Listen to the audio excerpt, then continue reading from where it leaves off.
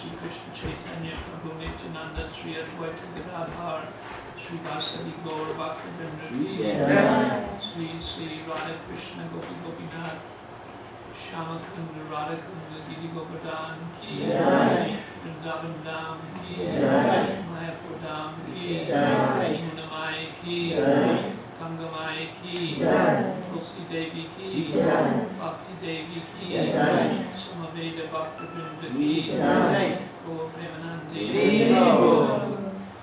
Srila Prabhupada's Vyasa Puja Ki All glories to the assembled devotees. Hare Krishna. All glories to the assembled devotees. Hare Krishna. All glories to the assembled devotees. All glories to Sri Sri.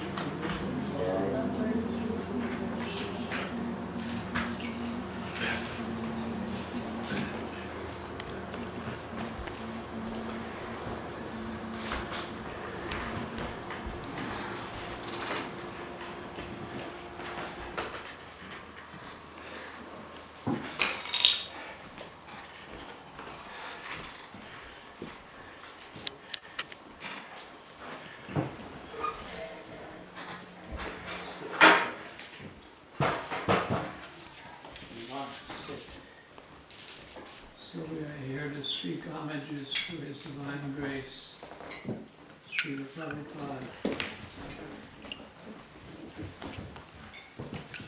I'll begin by reading my homage as it appeared in the tributes book.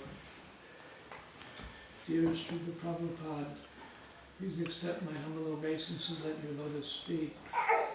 On this occasion of your appearance day, I wish to thank you for the many gifts you have showered on me and all of your followers. I want to thank you for the many occasions of your personal association.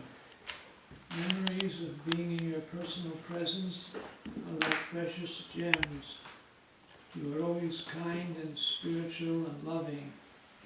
Being with you is like living inside a transcendental bubble. Serving you in separation and receiving your direction in many letters was also personal and wonderful. You kept me on the right track. You sent me your dictation tapes in the mail, and I heard your voice and typed up your books, Teachings of Lord Chaitanya, Krishna book, and 4 cantos of Srimad Bhagavatam.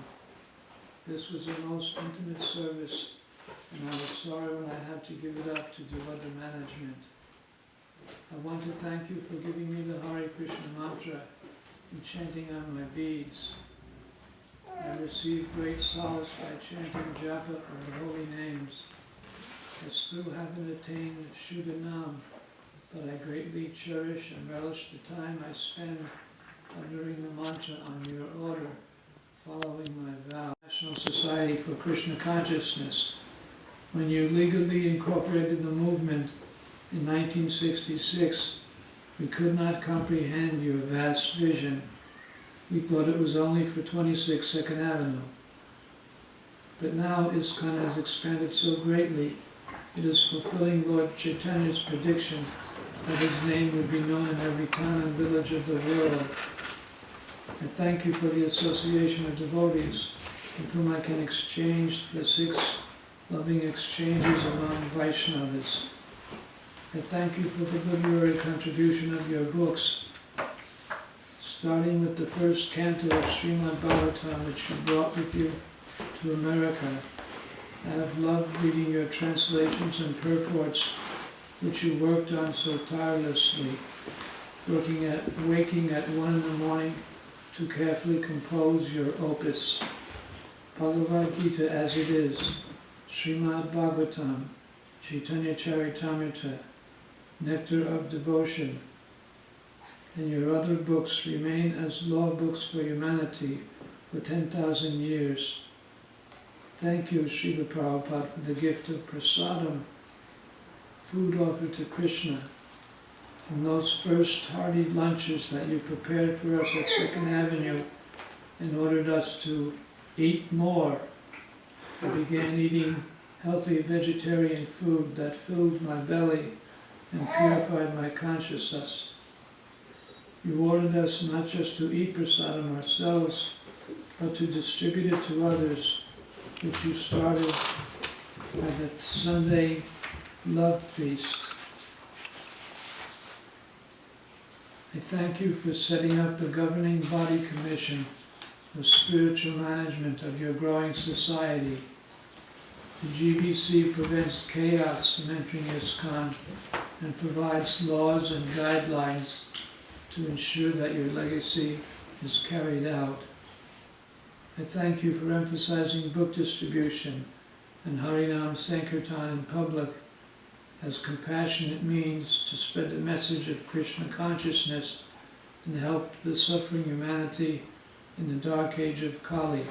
I thank you for going through so much effort, along with your disciples, to create 3 magnificent temples in India, in your residence in Vrindavan, in your place of worship in Mayapur, and in your place of business in Mumbai. Since your disappearance, each of these mandirs has been extensively expanded, and thousands of pilgrims gathered there from India and all over the world to gain the benefits of staying in the holy dhams. I thank you for encouraging your scholarly devotees to earn PhDs and represent you by teaching in the university of the world. Your scientific devotees have dealt hammer blows against the theory that life comes from matter by discrediting the atheistic scientists and proving that life comes from life. You wanted your disciples to systematically study your books and earn degrees as Bhakti Shastra, Bhakti Vaibhava, and Bhakti Vedanta.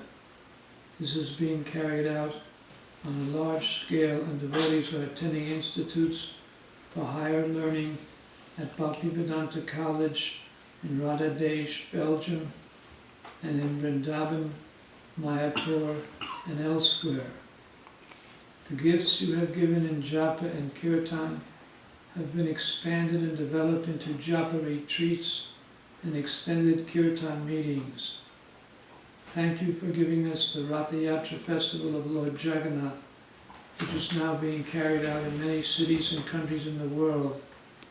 It is wonderful how your followers have embraced your gifts and expanded them. You taught us loyalty and chastity to you as our spiritual master.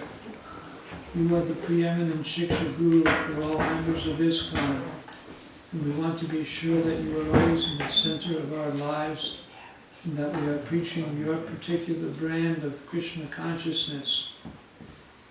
You have given us the gift of aspiring to go back to Godhead. You have said that the devotee does not desire liberation, and you have quoted Lord Chaitanya's prayer, "All I want is your causeless devotional service, life after life." Nonetheless, you have urged us to think of Krishna at the time of death and return to the spiritual world. You have taught us from Bhagavad Gita that one who knows the appearance and activities of Krishna does not at death return to the material body, but he attains Krishna's eternal abode. And you have told us that your spiritual master, Bhakti Siddhanta Saraswati Thakur, used to tell his disciples, "Why should you wait for many lives? You should finish up your business in this lifetime and go back to Godhead." Considering these things, I aspire to join you in this spiritual world as soon as possible. Thank you for coming to the Lower East Side of New York City and saving me from my sinful life and fixing me up as a responsible son in your movement. I cannot repay the debt for all the gifts you have given me, but I can preach to others and try to give them Krishna consciousness. I am 73 years old now and I cannot walk properly and I get headaches, but that does not mean that I cannot serve you wholeheartedly. I am your surrendered soul, and I beg you to keep me in the corner of your heart, your eternal servant.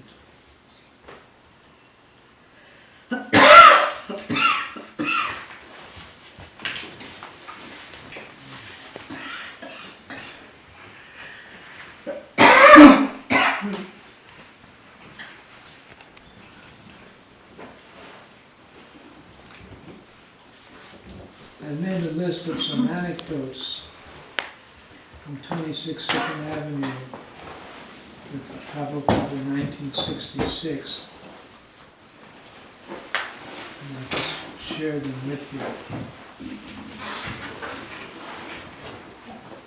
The first question I asked Prabhupada from the audience is after a lecture. He asked for questions and I raised my hand and asked, is misery eternal?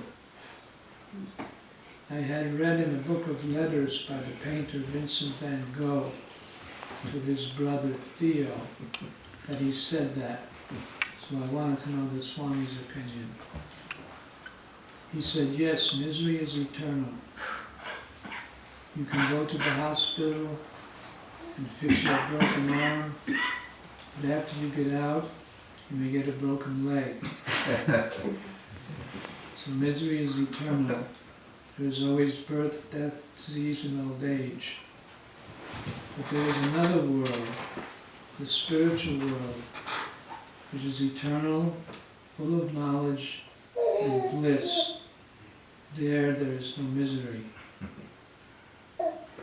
So I was relieved to think that Van Gogh was correct in his bleak estimation of the material world, but elated to hear that Prabhupada said there was another world, and there was no misery.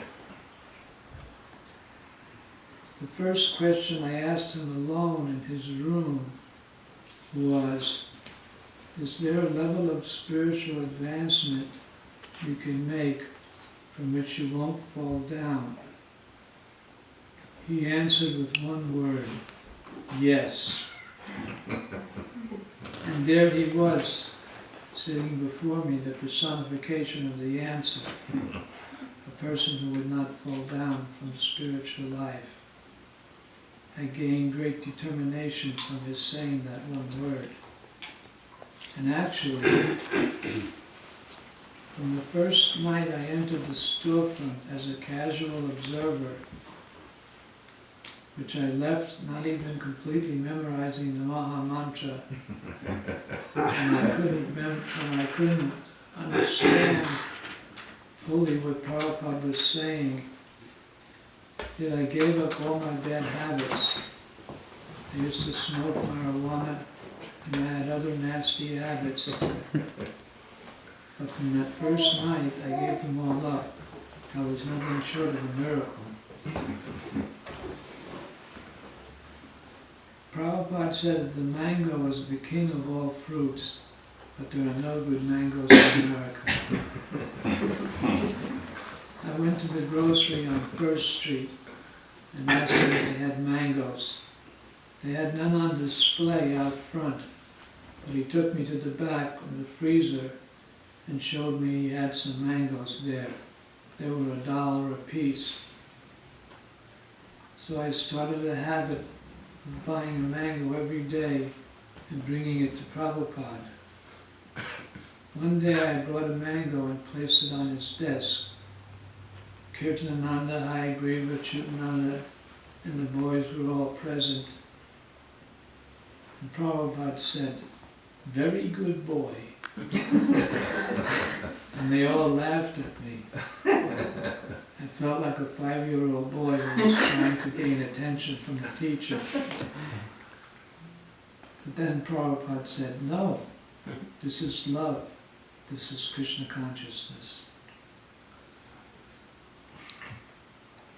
Another time I asked Prabhupada a very mental question, typical of a New Yorker.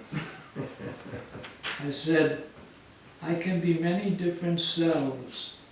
What kind of self does Krishna want me to be?"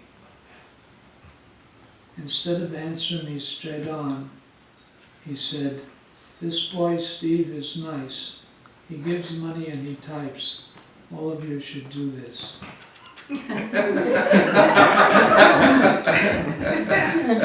Forgive me for telling these stories of Prabhupada praising me. I'm just telling two of them. But this is the stuff that I cherish and remember. I'll tell you about lunch with the Swami. We all crowded into his worship room, which was the room next to the room where he sat in front of his tin trunk. There were about 13 men and 1 girl. He sat on the same level as us.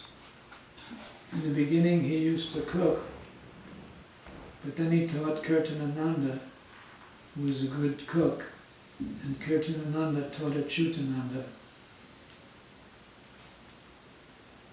Every day there was a dramatic moment when they would put the chaunch into the dal. There was dal, rice, chapatis. So when they put the chaunch in a little cup into the dal, it would explode and blow the top of the pot up to the ceiling. We all cherished that moment. Prabhupada ate the same menu that we did, with the exception of a banana.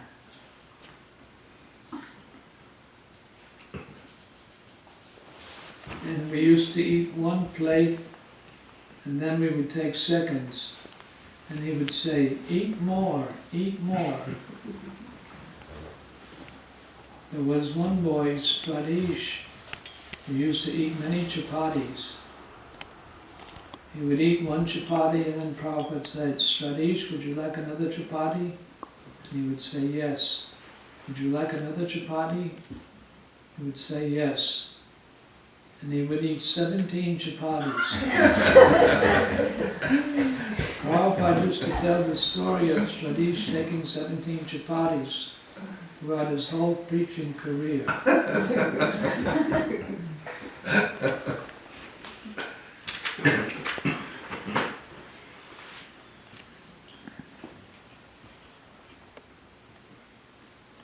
One day I was late for lunch because my boss told me I had to stay in for work at the welfare office, and I couldn't go.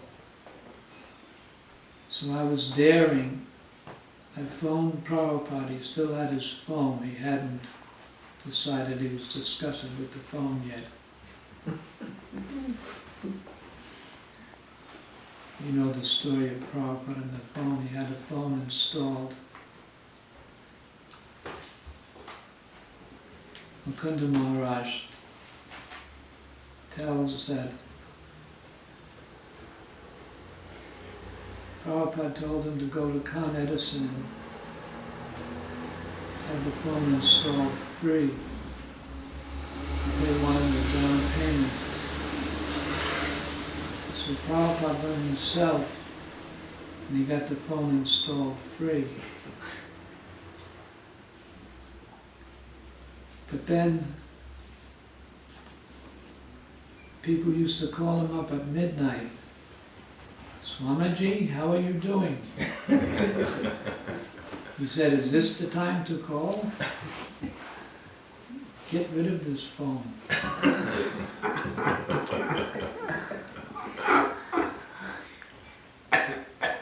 But at this time he still had the phone. So I said, "Swamiji, this is Steve. Do you remember me?" He said, "Yes." I said, "I can't come to lunch today. Can you save a plate for me?" I'll be there at 1. He said, "All right." So after I got out of work, I went over to the storefront and Prabhupada was there alone. The rug was rolled back in the room. It was empty. He put a plate on the floor in front of me. I felt like a dog. A plate on the floor. And him standing over me.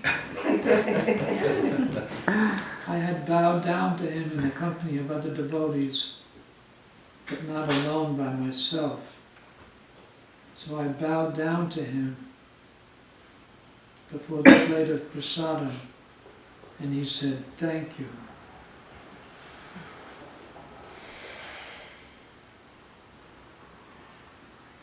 One time I went to with Prabhupada and Ray Rama to Chambers Street in New York to see the lawyer, Mr. Ypsilanti, about his immigration case. Mr. Ypsilanti used to get Prabhupada further stays on his visa for a few months, then another few months, and then another few months. Prabhupada wasn't very satisfied with the process. But he went to see Mr. Ypsilanti again. And then afterwards, Ray Rama had an appointment, so I went with Prabhupada. We brought him back alone to the storefront. We were walking through the streets of New York City, and Prabhupada said, "New York City is like a jungle." I said, "Except there are no snakes." And he said, "What about Mr. Payne?"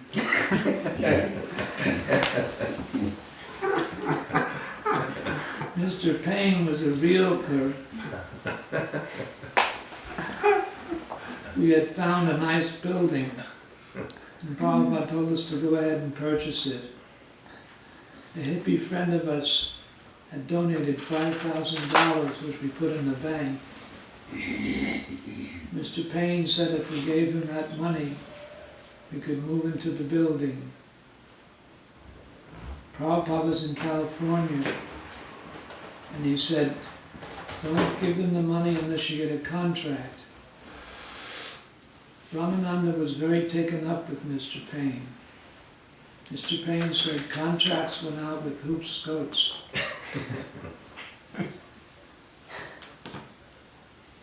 Prabhupada wrote a letter to me. He said, "As the treasurer of this movement, don't sign the check unless you get the contract." But Brahmananda told me he was having phone calls with Prabhupada, and Prabhupada told him it was all right. So I went along with it and I signed the check. And we gave the money to Mr. Payne. And Prabhupada told us, "Now you are in trouble." Mr. Payne didn't give us the occupation of the house. Prabhupada said, "Now you innocent boys have been cheated. This is a conspiracy case. You didn't obey my order, and this is the result. Now you should not remain idle, but take the rascal to court." We didn't do anything, but Prabhupada soon came back from San Francisco and confronted Mr. Payne, and he got the money back, $4,000. We lost $1,000 to the lawyers.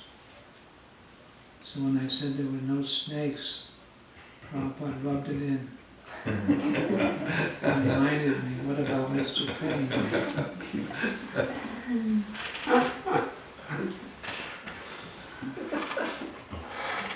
One time we went to a UN peace vigil. They invited us along with many religious groups to have a chain of peace outside the UN. This was at the time of the Vietnam War. So when it was our turn, we got out our cartels and started clanging them and singing Hare Krishna. And the supervisor came out and said, "Stop, stop. This is a quiet peace vigil." So Swamiji gave a talk, standing in the summer breeze with his dhoti rippling. And then after that he told us to sit down and chant japa on our beads and our bead bags. So we all did that for about an hour. And our picture appeared in the New York Post. We called him Swami Krishna. My head was down in the picture, And he said to me, "Oh, you would chant with your head down?"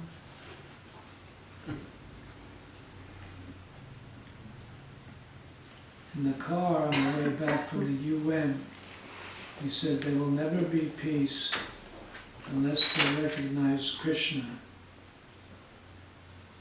as the owner and proprietor and the best friend. The peace movement was very big, and Prabhupada wrote an essay, The Peace Formula, based on the last verse of the 5th chapter of Bhagavad Gita. And Krishna says if you know that he's the best friend, the benefactor of all sacrifices, and the ruler of all planets, you can attain peace from the pangs of material misery. And we used to give that out at gatherings.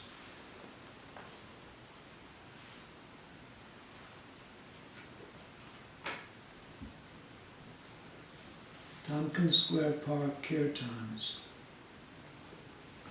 Some people think that started very early, but it didn't start until October of 1966. We got permission from the Parks Department to chant on Sundays from 3 to 5. Someone had given us an oriental rug, an old one, not very nice. So we rolled up the rug, 2 boys carried it, and we walked through the streets from 26 2nd Avenue to Tompkins Square Park. Took about 10 minutes. Some people cheered us. We were a little intimidated, but we were with the Swami, so we took courage. We got to the park and we unrolled the rug, and he sat down on it. He didn't have a madrunga. He had a one-headed bongo drum, but he played it with the beats of a madrunga. And he sang. He led the chanting, nobody else. He sang very strong for an hour and a half, and many people came around, including Allen Ginsberg.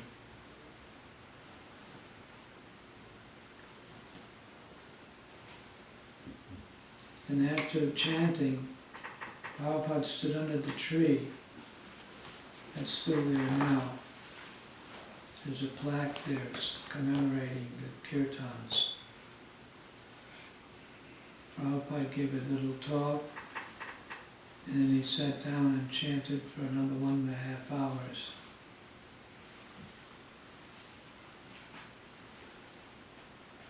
And our first day that we chanted, the New York Times reported it with the picture of Swami and Brahmananda and Achyutananda dancing the Swami step. And it said, Swami's flock chants in park to find ecstasy.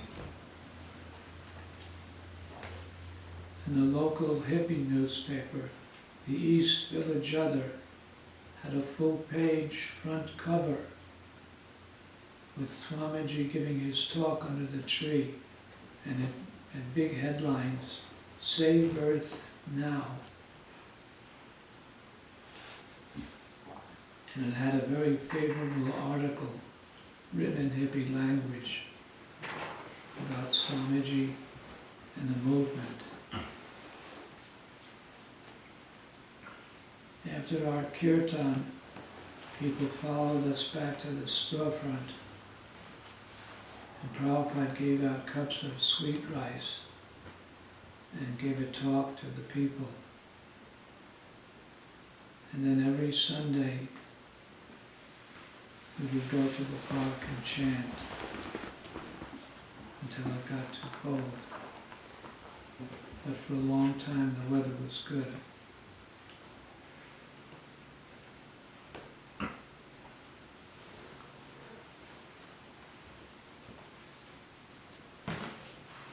We attended an event in a village theater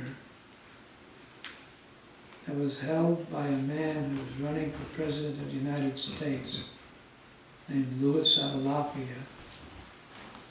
He was a young man. He was like a hippie. He had stars painted on his face. The devotees debated whether Prabhupada should go there because there were other people on the building who weren't very good. And Prabhupada thought the opportunity was good for chanting, so he went. At the moment when we walked in, there were people dressed up as bananas dancing on stage to rock and roll music. There was a myth that if you took the shreds of bananas and smoked them, it would be as good as marijuana, you would get high. The hippies even gave us bananas for free if we would give them back the skins. But when Prabhupada saw this exhibition of the people dancing as bananas, his face got very stern and grave. He knew he was in a place of intoxication and madness. But we went on stage and chanted for about 5 minutes and then left. When we were leaving, he looked up at the marquee of the building and it said the Fugs. They were a group, a music group who was appearing there, F-U-G-S. He said, "What is this, Fugs?" The devotee said, "It's a musical band." One night, the guitarist of the Fugs, Ed Sanders, came to the temple, and Prabhupada gave a talk against illicit sex, and he never came back.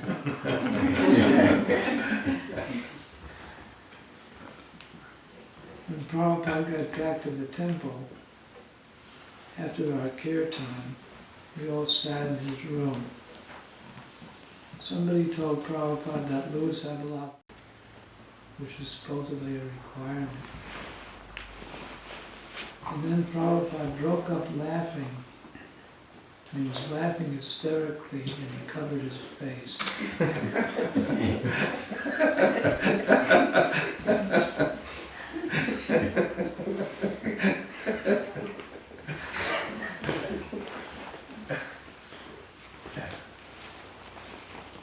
When Prabhupada came back from San Francisco, he went on a TV show under bright lights. And the next day, he had a stroke. It was Memorial Day.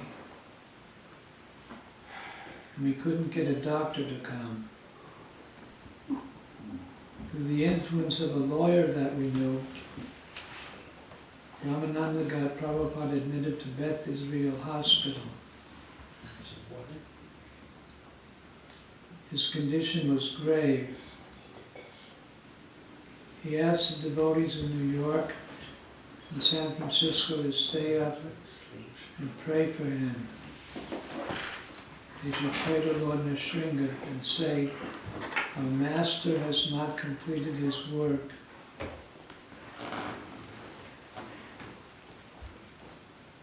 The devotees in San Francisco very faithfully carried it out, and they said they felt that at 1 o'clock in the morning they felt a confirmation of peace.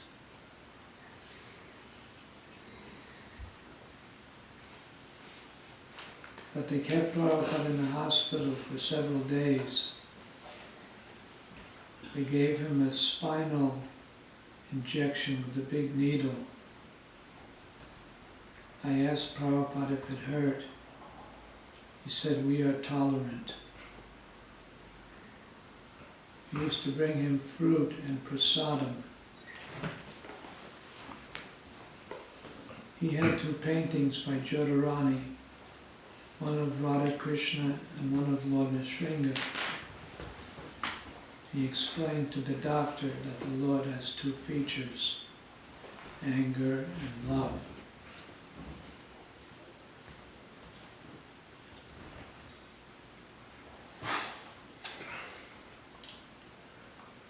But after a while, they continued to run tests on him and he got restless and wanted to be discharged. So without getting official permission from the doctors to be released, Brahmananda, I'll tell you something else. He kept a watch of Prabhupada all the time. There was always a devotee in the room with him all day and night. One time I was there alone with Prabhupada and he was sleeping. And he suddenly woke up and sat up in bed and said, I do not know Krishna, I only know my Guru Maharaj.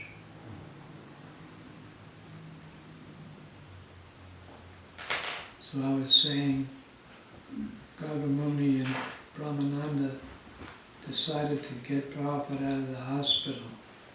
This is a very radical act. I tried to do it when I went to the hospital with pneumonia, and they brought the psychiatrist in and told me that if I did this, my Medicaid wouldn't cover my hospital stay, my caregiving doctor would be taken away from me,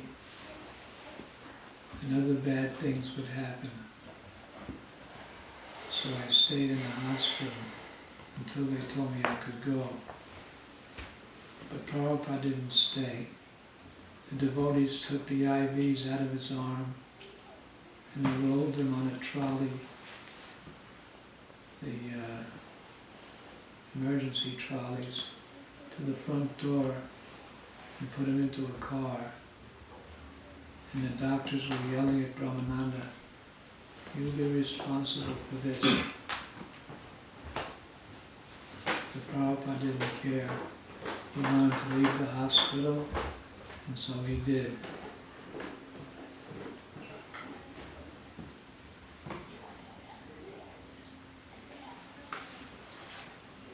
Those are all the anecdotes I have.